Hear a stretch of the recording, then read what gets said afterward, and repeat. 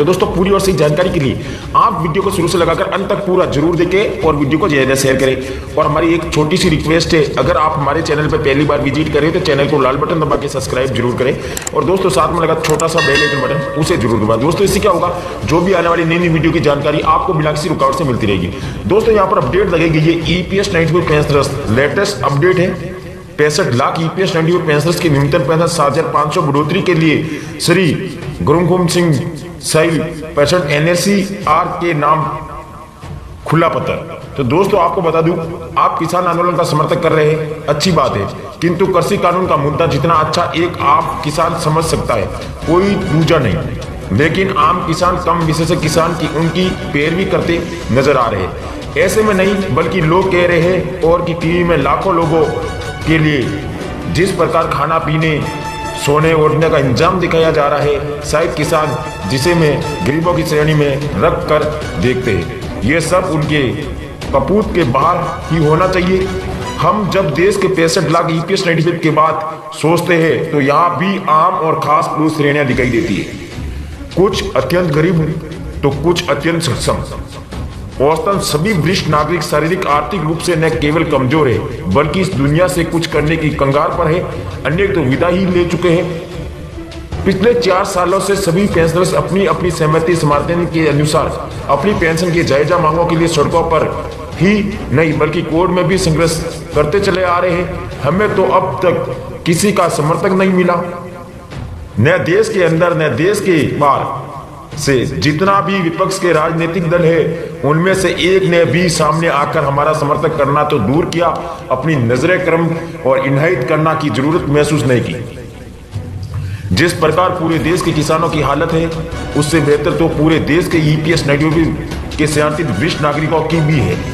हम अपने ही पेंशनर समाज का समर्थन नहीं दे पा रहे और किसान भाइयों के समर्थन में बिना बुलाए ही चल पड़े हैं। मैं नहीं कहता हूं कि आप गलत कर रहे हैं, अच्छा है समर्थन दीजिए, पर ऐसा है कि तो सिर्फ सोशल मीडिया में समर्थन देने से किसान आंदोलन को बल मिलता है। तो मैं भी आपके साथ खड़ा हूं। क्या ईपीएस 95 के पेंशनर्स जिसकी अगुवाई एनसीआर के मंच से आप कर रहे हैं, पूरे देश के पेंशनर्स को चलो दिल्ली का आह्वान कर सकते हैं? क्या सभी नहीं तो सिर्फ दिल्ली और आसपास के पेंशनर्स के एक दस्ते को आंदोलन स्थल पर जाकर अपनी उपस्थिति दर्ज करवा सकते हैं? यदि यह संभव है तो आपकी सोशल मीडिया पर समर्थक किसान भाइयों के आंदोलन के लिए वास्तविक और सार्थक होगी। आप एनसीआर जैसी संस्थाएं माननीय अध्यक्ष है जिसमें 50 के लगभग दूसरी पब्लिक सेक्टर निजी सरकारी संस्थाएं लाखों लोग जुड़े हुए हैं। ऐसे में आपके अकेले समर्थक का हिस्सा किसान भाइयों के आंदोलन पर कोई अधिक प्रभाव या उपयोग तो होने से रहा है। यदि आपका ये समर्थक व्यक्तिगत है तो ठीक है, जिसे आपकी बात समझ आती है तो ठीक है, पर आप किसी पर भी अपनी राय तो नहीं थोप सकते हैं। आपकी इस पोस्ट के तो यही मायना लोग समझ रहे हैं जैसे कि आप एक प्रबुद्धक मित्र श्री सतीश प्रथाध्यक्ष ने इन्हीं कारणों के चलते आपकी दोस्ती से विलंब होने का मन बना रहे हैं। मेरे तो मानना है कि दोस्तों में लाखों मतभेद को मतभेद नहीं होना चाहिए। आप बहुत ही अनुभवी समझदार व्यक्ति है आदरणीय, इसलिए इस मामले में मुझे आपके किसी प्रकार की सलाह देने की जरूरत नहीं है। हाँ, यदि हो सके तो किसान आंदोलन के किसी भी मंच से पेंशनर्सों को सरकार से न्याय दिलवाने पर समर्थन प्राप्त कर सके तो आपके इस प्रयास की सरदर्द प्रशंसा जरूरी होगी। इतना तो तय है, कमांडर अशोक राउत की तरह अन्य पेंशनर्सों के मंच से देशव्यापी आंदोलन चलाया जा रहा है। क्या आप इन्हें पेंशनर समाज में रहते हुए ऐसा ही समर्थन दे सकते हैं, भले ही व्यक्तिगत तौर ही सही, जैसा कि आप किसान भाइयों के समर्थन में आगे आए हैं? तो दोस्तों आप पे उप समर्थन पर बाकी मित्रों की राय क्या होगी, ये तो तभी ज्ञात हो सकेगी जब वो कुछ कहे। सभी ऐसे मित्र का दिल से स्वागत ही करूंगा, क्षमा चाहूंगा, व्यक्तियों जरा लंबा हो गया है। मित्रों फुर्सत में हो तो थोड़ा समय अपने पेंशनर समाज के लिए जरूर निकालें, यही विनम्र आग्रह है मित्रों। ये पत्र एक ईपीएस 90 पेंशन धारक द्वारा माननीय श्री गुरुमुख सिंह को लिखा गया है, जो मौजूदा समय में ईपीएस 90 पेंशन धारकों को व्यथा को दर्शाती है। इसलिए ईपीएस 90 पेंशनर्स के ज्वलंत मुद्दे पर ध्यान देने की जरूरत है। ईपीएस 95 पेंशन धारकों धारक भाइयों और बहनों, जैसा कि हम सभी जानते EPS 95 पेंशन धारकों की मांगों को मंजूर करवाने हेतु आप सभी के द्वारा पिछले 4 वर्षों में तहसील स्तर से लेकर राष्ट्रीय स्तर दिल्ली तक हजारों आंदोलन सफलतापूर्वक संपन्न किए। मंत्री जी की अपील पर NSC द्वारा सभी आंदोलन वापस ले लिए गए। केवल NSC की मुख्यालय बुल्ढाना महाराष्ट्र का क्रमिक अनशन पिछले 715 दिनों से अखंडित शुरू है। दिनांक 7/20 को माननीय हेमा मालिनी जी सदस्य मथुरा की अगुवाई में माननीय प्रधानमंत्री जी के साथ NSC प्रतिनिधियों के साथ हुई मीटिंग में माननीय प्रधानमंत्री जी द्वारा आश्वासन व संबंधित माननीय मंत्री महोदय जी को दिशा निर्देश देने के बाद 65 लाख वयोवृद्ध पेंशन धारकों की निगाहें माननीय प्रधानमंत्री जी पर टिकी हुई हैं कि हमारी मांगे अब शीघ्र ही पूरी होगी। आने वाले बजट सत्र तक या उससे पहले हमारी मांगों को सरकार द्वारा मंजूरी किए जाने की संभावना दिखाई दे रही है। तो दोस्तों, मैं आपको कह देना चाहता हूं कि 2000 में जो भी बजट पेश होगा उसमें आपकी मांग शामिल होगी।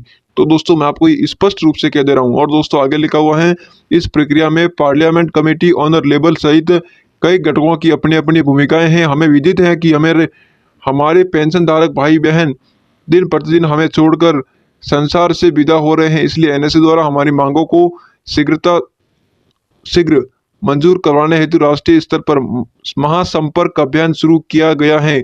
और दोस्तों, ये अभियान कहाँ कहाँ होने वाला है, किससे संपर्क करेंगे, वो मैं आपको पूरी डिटेल देने वाला हूं, तो वीडियो के अंत तक बने रहिएगा। तो दोस्तों, आइए देखते हैं कि जो पहला है वो किससे मुलाकात करेंगे। तो दोस्तों, पहली मुलाकात होगी वो है honourable Shri Narendra Modi ji, prime minister of India, इनसे मुलाकात करेंगे। Commander Ashok Raut, national president, और Shri Asaram ji Sharma, national vice president. और सेकंड नंबर पे हैं honourable Amit ji Shah, home minister हैं, इनसे मुलाकात करेंगे। हर्षद उपाध्याय, नेशनल सेक्रेटरी, और श्री गमन भाई दवे, नेशनल वाइस प्रेसिडेंट, और Shri RC Patel, state president Gujarat के। और तीसरे नंबर पे हैं ऑनरेबल फाइनेंस मिनिस्टर से मुलाकात करेंगे Shri CS Prasad Reddy, chief coordinator southern region. दोस्तों, 4 नंबर पे हैं honourable minister of labour and employment, इनसे मुलाकात करेंगे Shri Pramod Awasthi, national vice president, Pradeep Srivastava, state president of UP। 5वें नंबर पे हैं ऑनरेबल श्रीमान भट्टपुरी मातबजी, chairman parliament committee labour, Shri Bapu Patra, इनसे मुलाकात करेंगे, नेशनल सेक्रेटरी IT। और दूसरे नंबर पे है वो है Shri Sarveshwar Khilar, state secretary Odisha. 6 number पे हैं all honourable members parliament committee on labour, Shri CS Prasad Reddy, chief coordinator southern region. 2nd number पे हैं Shri LM Chitkoi, state president Chhattisgarh. 7वें नंबर पे है ऑल ऑनरेबल CBT मेंबर्स, यानी कि CBT मेंबरों से भी यहाँ पे मुलाकात होगी। तो इस पे मुलाकात कौन कौन करेगा? श्री तपन दत्ता ये, और 2nd नंबर पे हैं अम्बेडकर।